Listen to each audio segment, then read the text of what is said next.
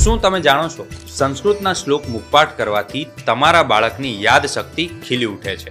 American ન્યુરોબાયોલોજિસ્ટ અને double master degree ધરાવનાર professor James હાર્ટઝલ Sanskrit ભાષાથી એટલા પ્રભાવિત થયા કે તેમના મનમાં વિચાર ઝબક્યો કે શું સંસ્કૃત ભાષાના શ્લોક બોલવાથી માણસના મગજમાં ફાયદો થઈ શકે?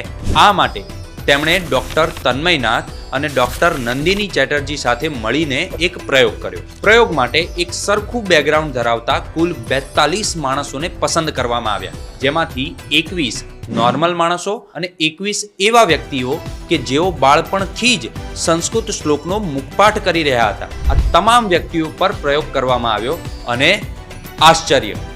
રિપોર્ટના આધારે પ્રોફેસર હાર્ટઝલે જોયું કે સંસ્કૃત શ્લોકનો મુખપાઠ કરનાર વ્યક્તિઓના મગજ અન્ય કરતાં વધુ સારી રીતે કામ કરે છે.